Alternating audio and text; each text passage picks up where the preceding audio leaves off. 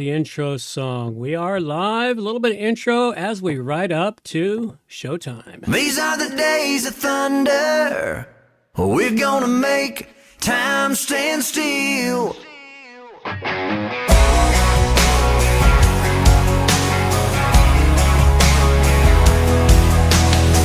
A quarter after midnight, and I'm watching the wall. Sometimes I feel so uptight, I just can't sleep at all. Every day doing the same old thing, we're losing time. The weekend comes, we gotta have some fun and rewind. These are the days of thunder. We're gonna make time stand still. We gotta feel the hunger, hanging over the edge just to taste the thrill.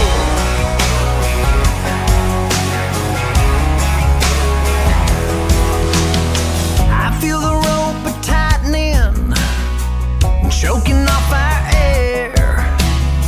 We need to grab some lightning. Friday's almost here. Caught in a web, we need to cut this thread we're hanging by. Where is it said you have to be half dead to survive? These are the days of thunder. We're gonna make time stand still. We gotta feel the hunger, hanging over the edge just to taste the thrill.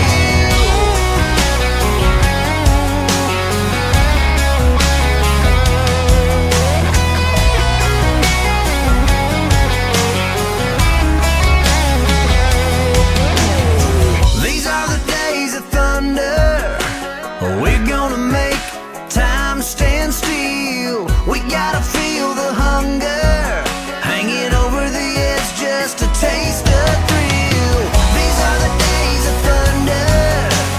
We're gonna make time stand still. We gotta feel the hunger, hanging over the edge just to taste the thrill.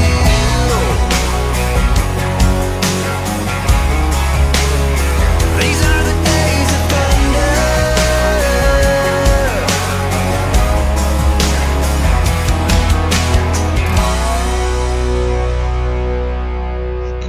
There we have it. It must be time. Ladies and gentlemen, it is time for WordPress plugins A to Z, not Z. Welcome to another episode of WP Plugins A to Z interview show where we dive into the dynamic world of WordPress with Lars Koudal, the mastermind behind WP Security Ninja and SEO Booster Pro. In this show, we will dive into Lars' journey from media production to becoming a leading WordPress developer and SEO consultant. We'll explore the critical intersection of WordPress security, SEO, and user experience, uncovering actionable insights for the WordPress community.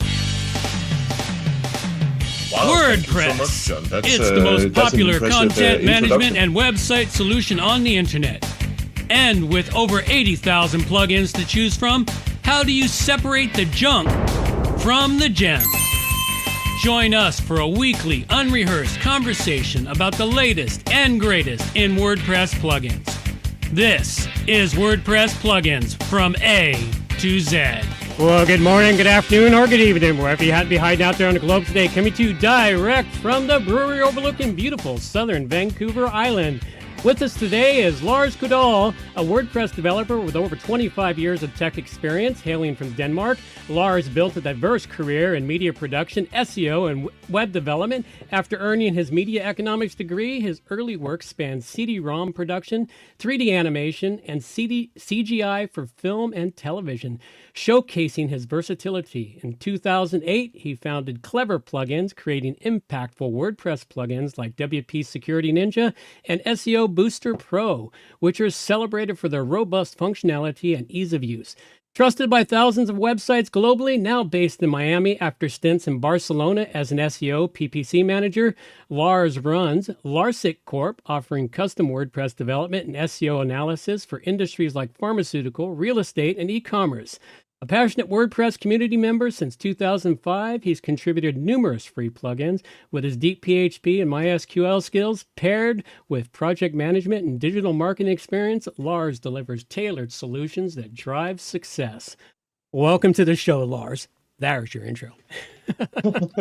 Wow, thank you, John. Thank you so much. Wow, that's an amazing intro. Who is this guy? He sounds very impressive. Yeah, well, that's the whole point here, is you got a whole lot going on in here, and sort of, to talk a bit about it, it's like, how did you get started in WordPress plugin development? Your journey from media production to WordPress, how did that occur? Well, I'm happy to say, or unfortunate to say, it started with a crisis in 2008. Up until then, I've been working with a little bit of different kind of platforms, WordPress being just one of them. I work with Joomla and other kind, I forgot the other ones now. Drupal. But Drupal, that's the one. Wow, okay, it has been a while. I was one of those. So you know exactly the problem. But yeah. Then around in 2008, like you mentioned in the introduction, I moved to Barcelona to work for a company there. And they went, they didn't go so well. So within 3 months, they actually went bankrupt. So I kind of had a decision to make if I wanted to stick around in Barcelona and try to make my new life that I moved there to start, or go back home to Denmark. But I decided to stay in Barcelona, but I had to focus on something, and I decided to go exclusively with WordPress and SEO. And that was a really good idea because, as I'm sure you can talk about also, like having to be a jack of all trades means that I know a little bit of everything, but I don't really know much about anything, kind of thing. Yeah. Been down that road myself a few times. Jack of all trades, master of none. That's what it's called. No, that's the one I was looking for. Thank you. So that was kind of what it got me started, and then it kind of just worked its way into there. And then it's been most of my life for the past, 15, 20 years or something like that. 2008 is 17 years. Yeah. Wow. Oh, yeah. Okay. You got a year on me. I came into this about 2009.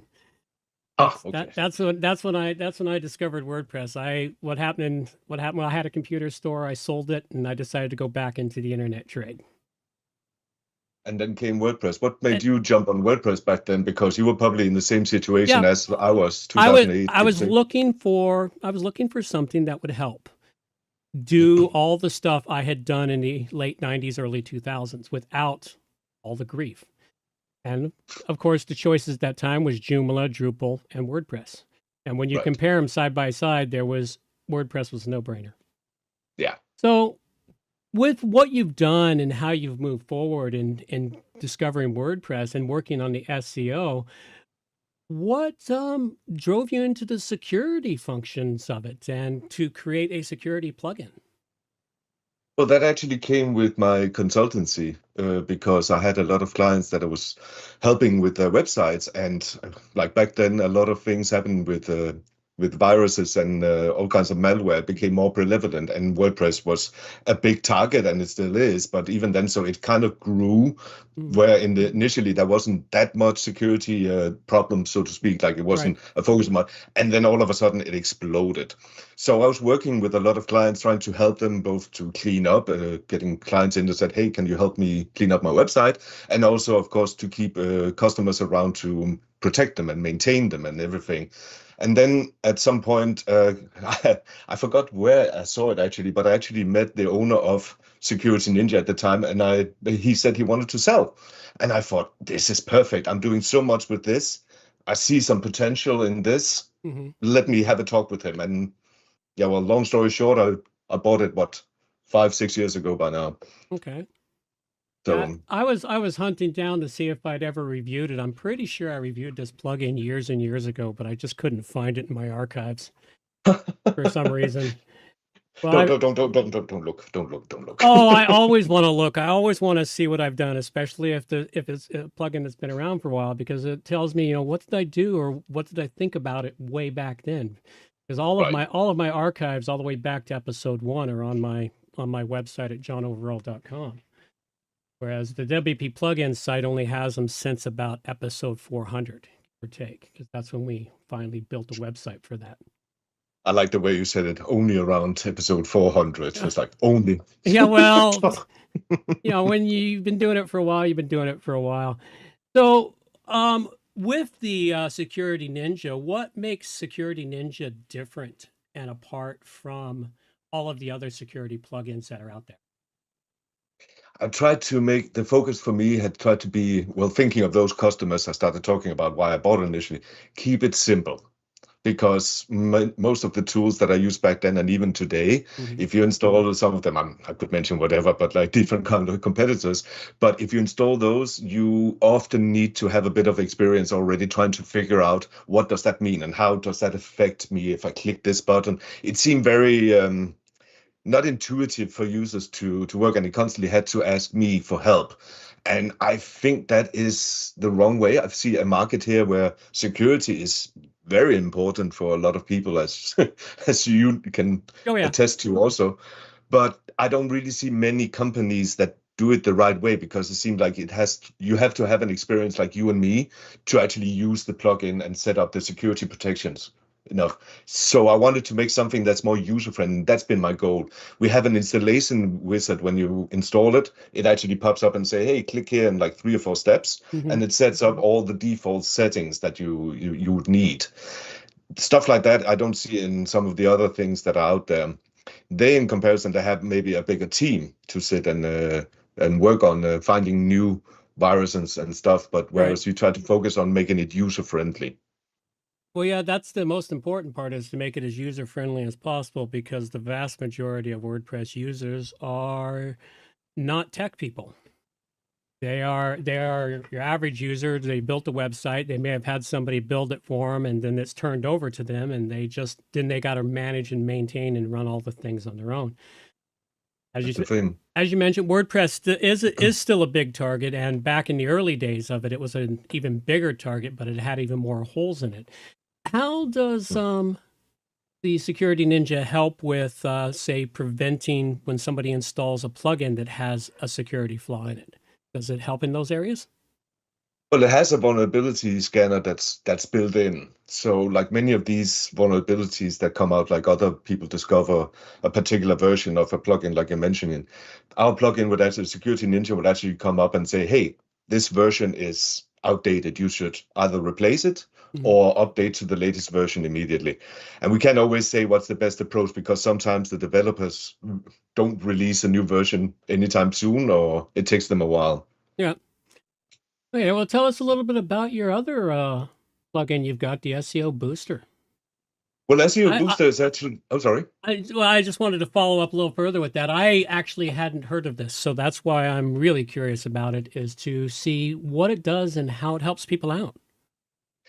Well, SEO Booster is a bit of a unicorn or a different thing, because I'm sad to hear that you haven't heard about it, because I actually launched the first version back in 2008. So Oh, that's on ouch. me. Ouch. Ouch. But I think that's more on me, actually, because it's you should have heard about it. But that's the thing, because SEO Booster, it sounds like a plugin like Yoast or WordPress SEO or Rank Math and all that, and it has nothing to do with that. It does SEO. The first version that came out of SEO Booster back in 2008, I'm sure you remember back then, Mhm. when you got a visitor from Google and they came to your website, Yeah. Google would actually pass along the keyword they used to search for your Yeah, I website. remember those days. I miss That, those. that, I that, miss those days. that was nice. My life was a lot easier. I'm sure yours too, Oh also. yeah. So it actually started back then as an idea, like to tag the get this information in, unless you use analytics. So use this information, and it also start tagging your content, saying, "Oh, okay, someone used the word, yeast to find this page or the blog post. I Mm, tag it with the yeast and then use that." So it wasn't kind of a jack of all trades again, like we discussed earlier. Like it does a lot of things. mhm. Now, what I did like a year ago, and I actually had this launched on AppSumo also, because it kind of changed the whole aspect. I was talking to a good friend of mine who is a SEO guru, that's what he calls Right. himself. And I was telling him about this idea, and I said, listen, what about if I can take all that information we have in Google Search Console and then bring it into the website itself? And not only that, but actually check if the data is being used. So like all these keywords that are coming in from Google, and you can go into Google Search Console and sign up and Mhm. use that to find what information. I bring it in, this plugin, bring it into your website, like on SEO Booster Pro, the front page, and then it actually analyzes and say, hey, this keyword you said, like Google Search Console, someone searched on Google for it. You don't even use it on your website. Like it gives you suggestions saying, hey, you can improve your content because people are finding you on Google using these terms and phrases, but you're not even actually using it in your content. What about adding to it?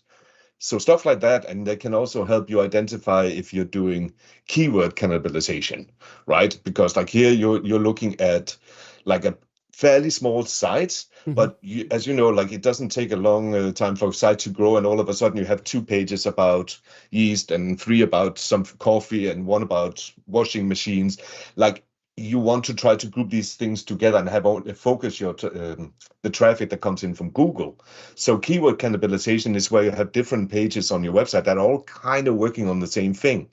And my plugin actually goes and say, hey, these pages, you should try to merge them or at least change your focus to be on one particular page. That's going to give you more traffic.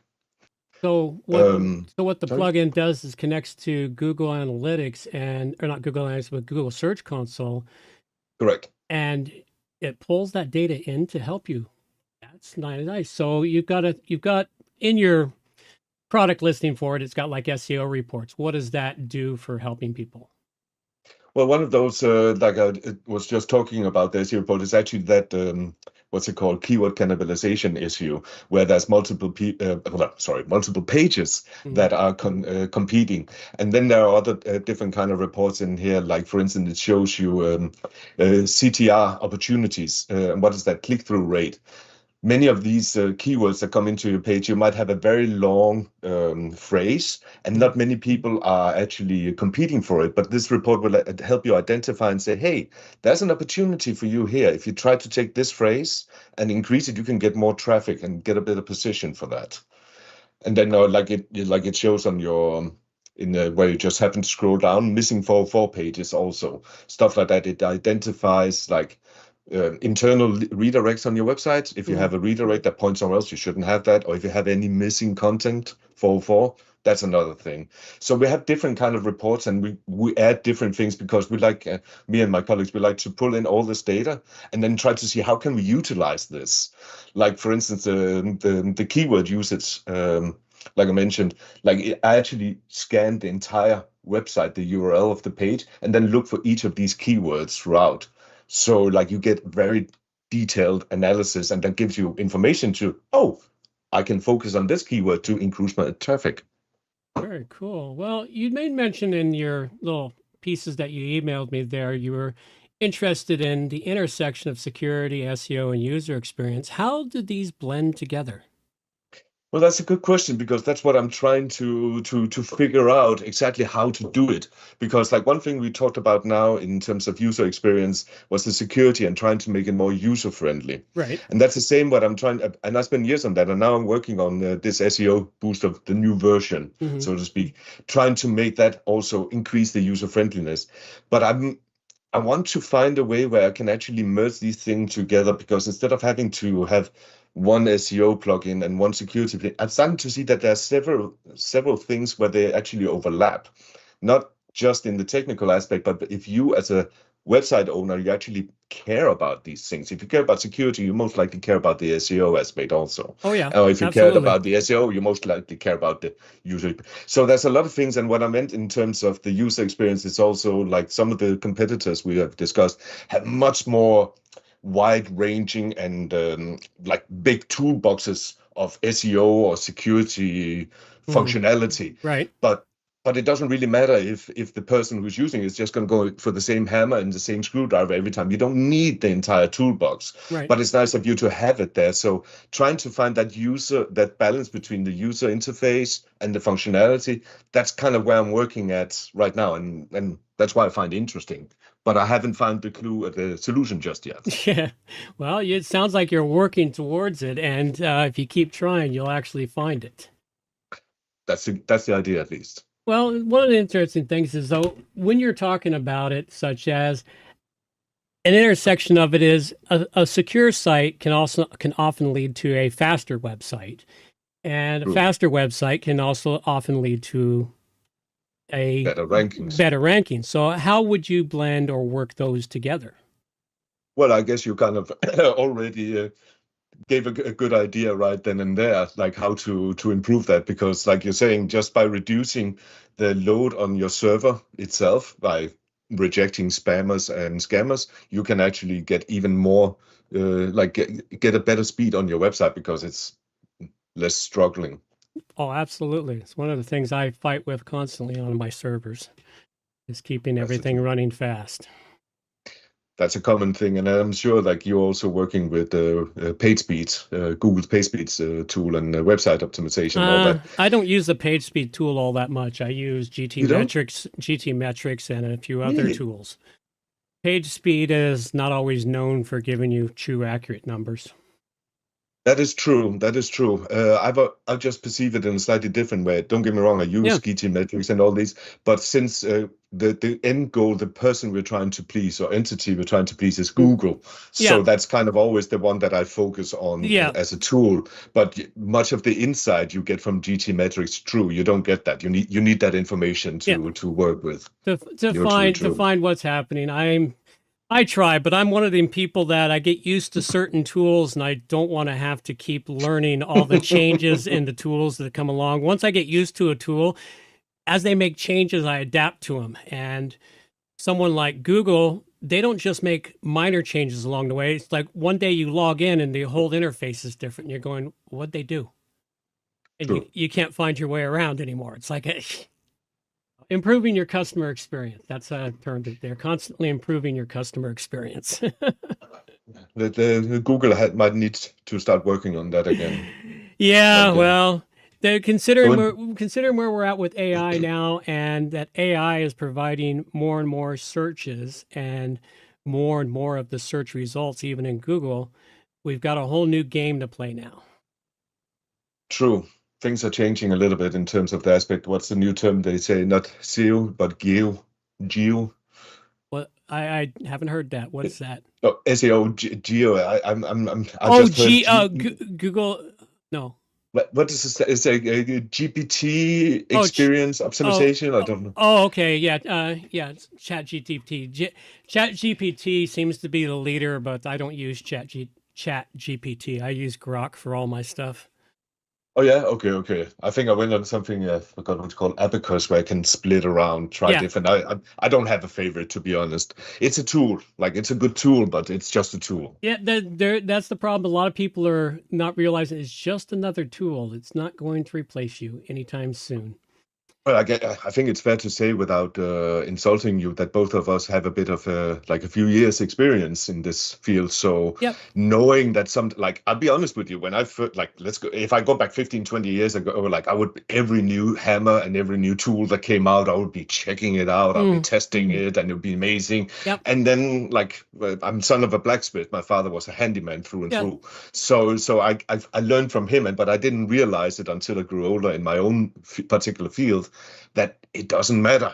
It's the artist behind, or the handyman behind. The hammer itself is just a hammer. Yep. So the tool, but you still have to keep up on top of it, because like you just mentioned yourself, you log in one day into Google, then the entire interface changed. If you don't keep up, you will lose out also. So. Yeah. It's a constant battle, and that's why I end up settling on a few good tools that are high enough quality, so I don't have to deal with the massive changes all at once, and just deal with them little by little. And they all still get you to the top of the mountain. Yeah, exactly. You just need persistency. That's the big one, is persistency for itself. So let's talk a little bit about website security. What, in your opinion, would be like the top 3 security measures every website, WordPress site owner should be implementing or have implemented for them? 2FA, two-factor authentication. That is by far number one. I don't think I should mention having a secure password itself is necessary, but having a separate, having to use your phone to log in is a super important step, because if you just have your login and password, people can hack it, you lose your password, people guess it, that's many different things. But if you have to use a code that is automatically updated every, I think it's 30 seconds, then it's impossible for a hacker to get in that way. So that would be number one by far. What else can you say? You're asking me for top 3, so I want to identify the best one. So password management is one. I would say backup. I don't know, it doesn't sound sexy in terms of talking about security or website management, but I don't know. I lost count how many times it saved my behind and some of my customers behind having that backup available, because they might lose a day or two of work if they have a regular scheduled backup, but if they didn't have that, they would have lost weeks and months of work. Yep, the backup of the backup of the backup. That's my philosophy.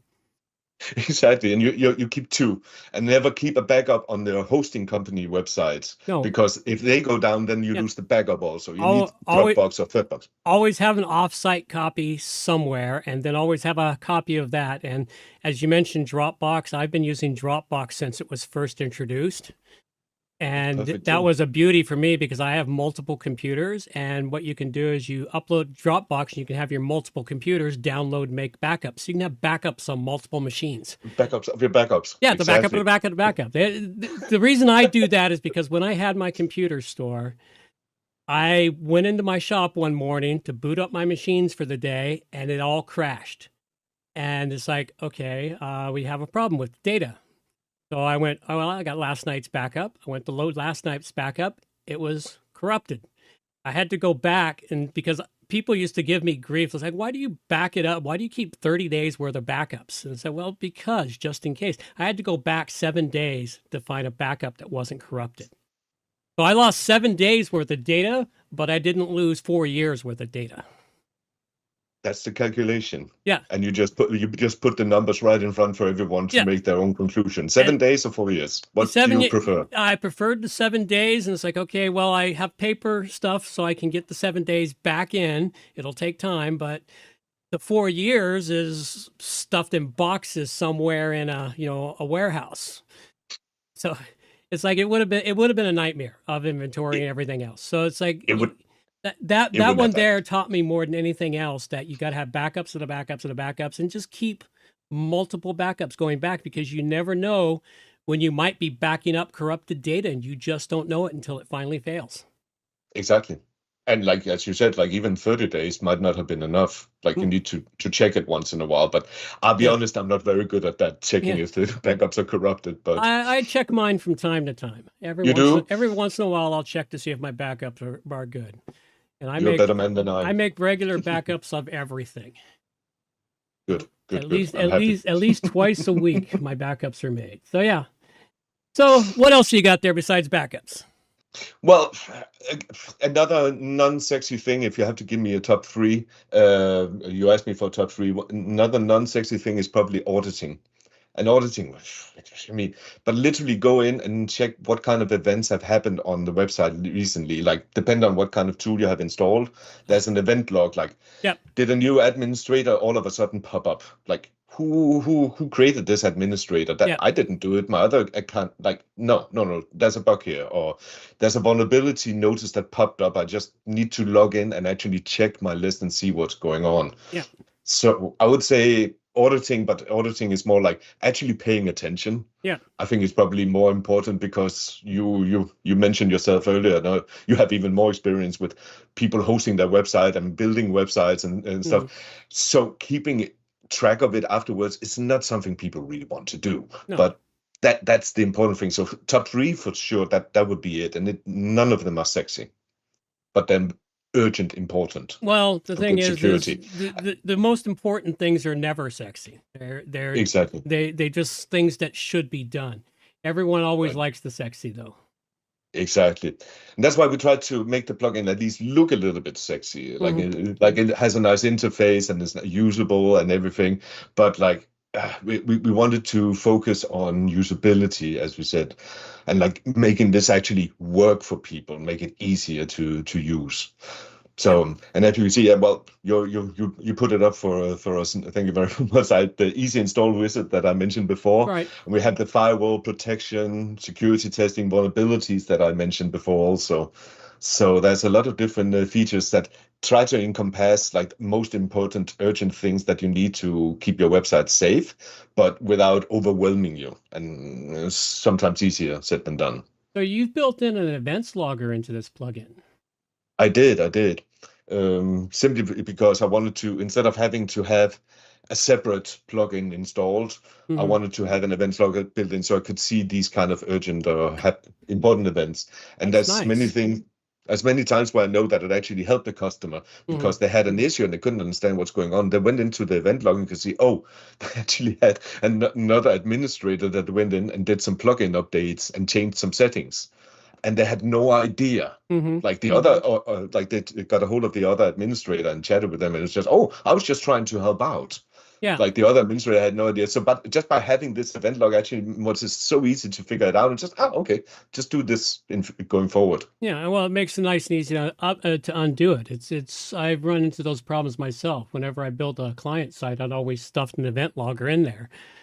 And that way, if something came up later, it's like, okay, who did what when this problem occurred? It wasn't John. Yeah, well, it actually wasn't me when that happened. It was the client that did it, and it's like they were blaming me. And it's like, no, it's clearly your login here. We'll undo it and we'll fix it, but unfortunately, we're going to charge you for this time because you made the mistake, not us. Exactly. So and now if you didn't have that, you wouldn't have been able to explain or document that. You would just have to eat the expense. I would have had to eat the expense, which I don't like eating unnecessary expenses. I've done that enough times in my career. You also have a firewall protection. The firewall protection, how does that compare to, say, what's the? Can't remember the WordFence. WordFence. Yeah, WordFence. Well, our firewall protection is based on the what's called that 8G, the public firewall by Jeff Starr, and then we're taking it and modified it to the WordPress environment. Right. We add like new protection and different kind of rules once in a while, but if we compare to like WordPress that has a team of, I actually not sure how big their team is right now. They put out. It's huge, right? They have at least 30, I know. I think even more employees. I just don't want to guess, but they have a lot. They have a bigger team, of course, that are up to date with many of these rules and very specific to this. But it comes back to what I was talking about before. If you pay attention to your website, then this won't be a problem. Like the WordPress protection is mostly because like they're in the minute, or in the hour, in the day. They're super quick to come out. But as long as you keep visiting and make sure your website is okay, the firewall, the protection it doesn't have to be 0 day, because the chances of your website being approached by one particular 0 day, considering how many billions of WordPress websites there are, is infinitesimally small. Now, you still need to pay attention to it and get it done as soon as possible. But the moment that a new 0 day comes out, your website is not going to get hacked. That's the difference. So in terms of comparison, I would say that the WordPress team, they have a lot quicker and faster turnaround on some of these rules. But our firewall just goes in and takes care and generalizes and takes care of all the worst, the worst offenders that come out. The worst offenders, yeah, which is important. The worst offenders that come out, exactly. Okay, well, let's say, do you have any success stories where WP Security Ninja has made a significant difference? I'm sure I could find someone, but I have to be honest with me, off the top of my head, right? I didn't plan or prepare anything. Like I had customers who were very happy for saving their butts in one way or behinds in one way or another. But they're more like, oh, thank you for your assistance. But case stories, I don't have one right on top of my head. I'm sorry. That's quite all right. I have questions that you weren't expecting. That's all good. That's fine. That's fine. That's the way I try to plan these things. All right. Well, let's change base here and let's go into your SEO strategies and whatnot. What would you say would be key SEO strategies that are effective for WordPress sites? Content, title, and speed. Was that quick enough? That's a lot faster than the other one. Those are key strategies. Well, let's take a focus on the content. What type of content? How should the content be written in this new age of everybody's writing their content with AI? Well, that's the thing. They shouldn't do that. That's the whole point. Because today, how you stand out is actually not by doing that. And looking at what is your target audience. Like you will see some of this on this site that is, more marketing speak than other pages. But me and my team, we're trying to go in and like this, like even trying to find better ways to communicate to the customers in a language they understand. They don't need these buzzwords coming up. And that's the problem we see with the content being generated these days. It's just AI trying to stuff in all as many keywords and phrases and stuff, trying to make it sound fantastic. Try to understand what is the people that come to your website, what are they looking for? What are their goals or objectives? Like, are they trying to find information? Are they about a particular subject? Are they trying to, oops, there's a bug in my interface. Oops, you didn't see that. Never mind. It's supposed to be in 3 columns. You didn't notice that. But what is the person trying to come to your website? What is the purpose for them coming to your website? And try to anticipate that goal and then try to fill it for them, because they might try to look for information, like you were talking about security just now. They might try to find it, but they don't need a 15,000 page document and about the entire history of where security originated from and where security is today. That's not the purpose they're there for. They're trying to get a more basic understanding of what is it in simple terms, and how can I protect my website? Simplify it. So content needs to be generated towards the person you want to come and visit your website. Whereas now it's just a game of trying to achieve minimum 3,000 words. There has to be at least 3 images. There has to be 2 YouTube, and there has to be at least 17 links, and it has to be in the first. No. That's not how you get traffic these days. Now, in terms of geo, that's a different story. I'm not enough into the ChatGPT world and how it affects, because things are still being experimented with these days. Where I see some SEO channels that are SEO people that come and, oh, you just need to do this, and then you can get a high ranking in here. But I think they're still playing around with it. Like, I don't think there's a final solution just yet. Right. But that was in terms of content. And the second one is that was title. And title is because the title tag, you see, like even now when you're here on your screen, you work, like we see WordPress plugins A to Z, right. WordPress security made easy, so forth. Now, this seems simple enough, right? But I'm sure you've noticed, and I have noticed tons of times, customers, they don't think about this. No. They don't realize the front page is called front page, most likely.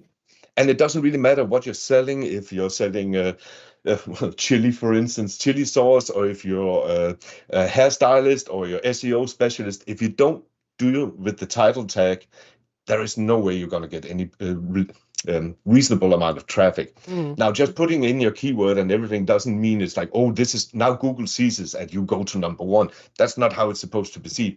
But Google looks at how many people click from their search results. So if they search for chili sauce and they, for some reason, show up on John Overall's page and it says front page in the title, how many people are going to click that compared to the competitors who says best hot sauce in the world? Yeah. Like, that's what you're competing with. So it increases your click-through rate on Google, and that's going to help you get a higher ranking.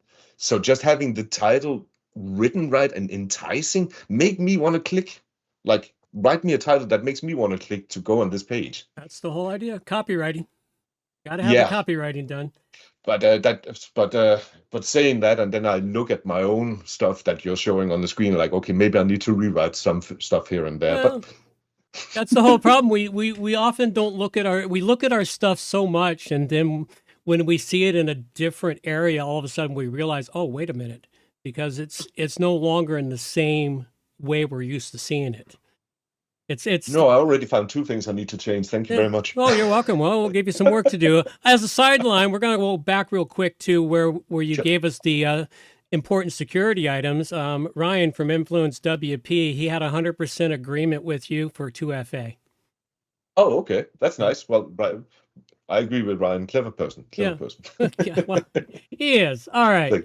So anyway, whoops, I lost track of that. All right. So just what I was looking at here is on the SEO booster, you've got some functions in here, some features in here, such as the keyword filter and search. How does that work to help somebody out with figuring out their content in their site? Sorry, the keyword, which search? I'm sorry, what are you talking about in the... Right here. It's the keyword filter and search. Oh, I'm sorry. I was looking up that I said search keywords insights and I misunderstood what you're talking about. Okay, keyword filter and search. The idea is when you have a website, like some of my customers, I have old customers that have a wine shop. Yeah. And they've had 5-6 years of history gradually getting. They have so many keywords trying to figure out. So trying to determine exactly which is the most beneficial keyword. This helps a lot in terms of the interface itself. I wish I had a screenshot I could show you right now. It's all Because right. in the interface itself, when you go into and edit a page or post, Mm-hmm. the plugin would actually pull in all those keywords that that gave you traffic from Google, and it would show you like what's your average ranking. It would show you how many times you use the keyword in the content, and if there's any opportunities for you to improve your position. So that's one of the features. The one that I thought you were talking about, the one you highlight right there, is actually the most popular, and that's the keyword linker, and that's actually a very popular feature, because people can go and then enter the keyword they want to rank for. We discussed chili sauce before, for instance. So let's say you had the term chili sauce on your website, and now you want to link that to a particular page, either your own sales page or some other information page on your website. But going through potentially hundreds of pages on your website, nobody wants to do that and link it. Nobody has But the using time. this feature, nobody has the time. And it's like, but even though if you know it's important and it's something that could benefit you and your customers and your Google, time, like you just said. Yeah. So this is a simpler feature where you simply can enter this keyword and phrase, and then my plugin will go in and say, oh, you know what? Let me try and replace this keyword, like for instance, chili sauce. And it's going to look through your content, and then, oh, hey, John says chili sauce here. Let me change that into a link to whatever page you wanted. Now, it's clever enough to understand, shouldn't do it in the page title, it shouldn't put a link in the description or anything else like that. Only the content where it's needed. Right. But that's a very popular feature, at least. Wow, that is. And those features there really, with the SEO booster, it helps people implement this stuff nice, easy, without a lot of headache, I take it. That was the idea, at least. Excellent. I'm looking forward to trying this plugin out. All right. Oh, I haven't sent. I will send you, of course. So let's wander on to a couple other things too. Sure. Your business, has your business been bootstrapped down the line? Is that how you've taken yourself through it all? 100%. That was intentional. Okay. I didn't. What kind of challenges did you face while during your growth and managing and scaling? Growth is the key itself, like how to grow, how to do this in a proper environment, how to make it work. One of the things that I've done was, for instance, I went on AppSumo like a year ago, and that has been extremely beneficial in terms of, well, one thing is growing because those 60 days when you're there, like that helps you a lot because you got a lot of short-term income coming in. But I also managed to get like hundreds, if not thousands of new customers, and they have a lot of different input and feedback. So it changed the entire plugin, like the entire direction of how, well, at least my plans in my head, what I wanted to do. So that changed it. And I think that made it an even better product, because after all those customers that gave me their feedback, we had a roadmap, and I started changing it. I started to see an increase in my regular subscribers because they were more happy. Oh, we had this new feature that we were thinking about. Like it gave. So I would say, to your question, what helped me? I would actually say AppSumo has been quite beneficial and helpful for me in this particular product. Okay. I've heard of AppSumo, but I've never explored it. One of the things I'm doing right now is I'm in the process of developing a major plugin, which I hope to have in alpha stage by October of this year. Hey, interesting. Tell me more. Well, it's something to help clubs and organizations is what it is. It's something that grew out of a client of mine when I took over a website that had some custom code that was so amazingly done, but unfortunately their developer died unexpectedly and left them hanging, and that's how it came to me. I'm sorry. Nobody could figure out how to get into the code. Me and my partner in this plugin we're building, we got the code figured out, and we looked at it and said, you know what, we can fork this. And so we're forking it out. Interesting. And it's something that for a club, and it's something that's not offered to any other clubs are using. This is very unique. So we expect the alpha stage in October. Oh, I hope. I'm sure you're going to share more about it, but please. Oh yeah, little by little, I'm letting out the secrets of it. Little by little, it's one of those things that we believe it's an untapped market. So That's the best thing. That's the best thing. If you can try to find that. Like I was thinking that Security Ninja, for instance, is an untapped market because it's not user-friendly environment. yeah. So what you're looking for, also, that's the right kind of thing. Exactly. Well, Okay. that's and your SEO booster is an untapped market. This is a market that many people need. That's why I'm surprised I hadn't heard of it sooner. Because one of the things we offer at our agency is SEO work for clients. We do SEO work for clients, and we do Google Ad Management for clients. It's like the Conversion Bridge plugin. Have you heard of that one? Conversion Bridge? Yeah. No. Okay, you'll want to check it out. I interviewed where's his name here? It's Derek Ashar from Conversion Bridge. At interview 64, and we talk about his plugin Conversion Bridge, and I've been using it ever since. He gave me a trial one. I ended up buying a major license, and now it's on almost all my clients' websites. And Really? the Conversion Bridge is something I believe will go hand in hand with your SEO booster, because what it does is it helps people connect their pages for better tracking information to go into Google Analytics and whatnot. And what you're doing is you're bringing in information from Google Search Console. So with those being tied together, it can bring some amazing stuff to stats. And Conversion Bridge was a very low-keyed plugin too, and he's been growing quite rapidly lately. So you can get the information. It's over at conversionbridge.com, I believe. So at any rate. Let me check that out. And episode 64, you said. I'll check that out too. It was interview 64. So. Oh, okay. Thank you. Oh, nice. So that's somebody you might want to talk to. He might have some really great insights for you. But Derek's a really great guy. Well, nice guys. I always want to talk to. Mm-hmm. To expand network. So that's perfect. Okay, thank you so much. Conversion Bridge. That's a new one for me. Okay.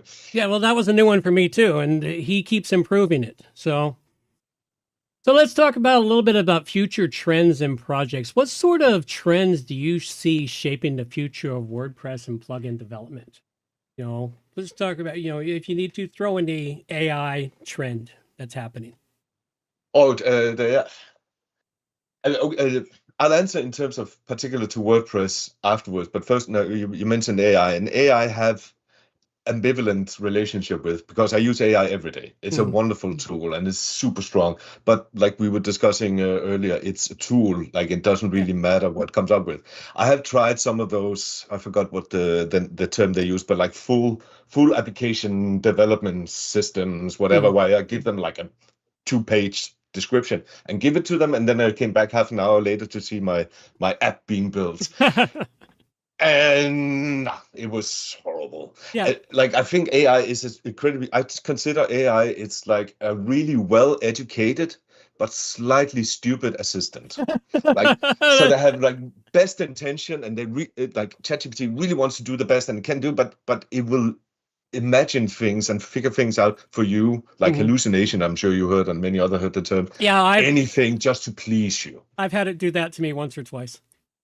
That's right. But I would say, on the other hand, when I'm sitting and I'm using that, I like currently I'm using something called Cursor, an IDE that has AI built into it. Right. And when I give sitting there and I give the right command, and I can see, wow, it goes and find that information that would have taken me several minutes to go and locate and research, and it's right there. Excellent. It's so many benefits in using AI, but as I don't see it as the magical thing that is going to solve, and I'm not afraid of losing my job. Yeah. If I was a newly, freshly blue-eyed, educated, person with a new degree in computer science or something, I might have an issue with my future. I'm not quite sure what to do with it. But I don't think it's a problem for most people that AI is going to take their job. But everyone is going to have to adapt in one way or another. That's all I know. Yeah. But that was in terms of AI. But in terms of WordPress in general, I don't know. I don't want to put in the whole situation that came up last year with Automatic and what's the hosting company. WP The Engine. whole- Yeah. WP Engine, thank you. I forgot, sorry. But that whole thing, that's been enough debacle going on with that. But the whole issue, the fact that it even happened, and Matt Mullenweg was able to overtake some of those plugins, free listings on Yeah. the WordPress repository, that itself made me think, okay, I need to diversify a little bit. Yeah. Because of all that, we started in the beginning of this conversation that I started in 2008 and put my focus onto it. And now for the first time in over 15 years, I actually started to think, okay, I need to diversify and not put all my eggs in WordPress basket. And I know I'm not the only one because I'm in a couple of Slack groups and with other developers, WordPress plugin developers. And there is a lot more than just me talking, okay, I need to. Like, what else? Yeah, it's created some issues in and around things. I would say that. Now, let's look at, we're starting to reach up against some time here. Let's talk about your upcoming project, your SEO perception. You've put a teaser page up for folks. I've actually signed up for it so I can get more information on it because it sort of intrigues me, but I'm wanting to know a little bit more. What can you tell us about this project, that is ready for the public's consumption? Kind of like me and my teaser of my project. Everyone has a pet project they're working on, and you can only give so much information at a time. That's the thing. But I mean, I could leak about two others ones, but let's leak about this one. Well, this is supposed to be SEO booster and perfect timing because we were just talking about diversifying work away from WordPress. So this is my WordPress plugin for everyone. The idea is that SEO Perception is supposed to be a SaaS interface that can get you all this information like SEO Booster plugin can get from Google Search Console. But instead of having to only work exclusively with WordPress, this would be a solution that will work across all, like Wix, Squarepage, any kind, even Joomla or Drupal. Interesting. That's the idea, but there are some technical issues, and one thing I can easily talk about already here is like the keyword replacement I just mentioned in my WordPress plugin. Like, it's super easy to go in and change the keyword term chili sauce to a link. That's super easy. But how do you do that if you don't have access to the source code itself? I'm trying to build a system that would work on any website. So there's some technical difficulties in trying to, there's solutions where you can set up with Cloudflare, where Cloudflare works as a proxy. So the people coming to the website, they actually go to Cloudflare and then do some stuff in the background and send them back. There's a lot of technical things go on in the background, and I'm trying to make everything work well, not just well. I want it to work perfectly. And that is one of the things that I'm working with right now, that it's a little bit difficult, but there's so much more information you can get out about SEO Perception, like all the data it brings in. Keyword links is just one of the things that it does. Okay. So that was a bit of a ramp. Well, I look forward to seeing this one sneaking out for everyone to check out. It'll be very interesting. All right. Well, this is the point here where we get to let you tell everyone where they can find you and how they can find out more about all of your stuff. And of course, all the links for all your stuff will be in the show notes for everyone. And the show notes will be available over at wppluginsa2z.com within 24 hours of the live broadcast. Excellent. Well, I think you're already given the information that they need to know. I'm a WordPress security ninja. I'm the owner and developer from that, and that is my main plugin these days that I'm working on. And as John also perceived right now, I set up with SEO Perception. That is my future little project that I'm really hoping could bring some interest. So please go right ahead and sign up for that. All right. Well, that's all we've got here, folks. We're going to let my girl take us on out of here. Don't run away, Lars. I'll talk to you after this bit. We might have a minor little bit live after the closing credits. So let's let the closing credits roll. Reminders for the show. All the show notes can be found at wppluginsa2z.com. And while you're there, subscribe to the newsletter for more useful information delivered directly to your inbox. WP Plugins A to Z is a show that offers honest and unbiased reviews of plugins created by you, the developers, because you support the show. Help keep the show honest and unbiased by going to wppluginsa2z.com/donate and set the donation level that fits your budget. Help us make the show better for you by subscribing and reviewing the show through your favorite podcast app. You can also watch the show live on YouTube at WP Plugins A to Z, and remember to subscribe and hit the bell to get notifications of all new videos. You can also follow the show on X at WP Plugins A to Z. John can be reached directly through the website wpproatoz.com or email him at john@wppro.ca. Amber can also be contacted through the website at wpproatoz.com or email her directly, amber@wppro.ca. Thanks for joining us. Have a great day, and we'll see you next week.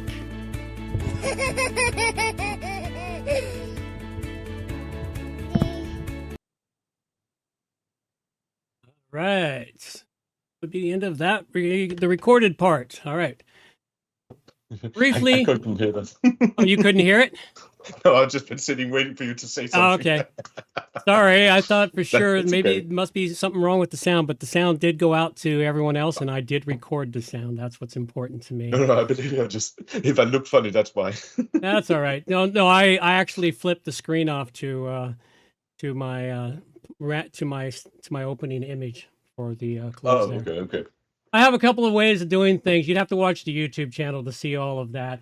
So for those of you on the YouTube channel, we're going to get one last bonus question here. And what I'm going to be doing is using this as teasers and more of my interviews to encourage more people to come back to the YouTube channel. So last question for you. What advice would you give to aspiring WordPress plugin developers? Do your research. What do I mean with do your research? What I mean is that when I first started this business, like so many years ago, there were less rules and structure around. Like you had to invent a lot of these things and figure things out as you went along. But now that the WordPress community is so well grown, there are a lot of different ways of getting information, different kind of rules. What are you allowed to do in your plugins? That so if you want to be hosted on the free repository, that you can, and what you can do in terms of premium customers. How can you advertise? There's a lot of things that you can research initially, and like you're doing, for instance, with your product, you found a niche that you think that is what's it called? Underserved. Underserved. That's the term you're using. Exactly right. Yeah. And so, but you already done the research for that, and you have the experience in terms of how a free version would can be hosted on the WordPress repository and so forth. A lot of these things, I think it's necessary because I think some of the plugins that I see come out once in a while, they're really good, like good ideas and good, but they just structure it and describe it inefficiently. Mm-hmm. And I think that's a hindrance. That's something I've done myself, and I'm still trying to work on. So do the research and proper present your idea. Excellent. I think that's excellent advice for everyone. Yeah. Had a thought, and that thought is gone. Well, with that being said, I'm going to cut the live stream. Thanks everyone for showing up. We greatly appreciate it. You all have yourselves a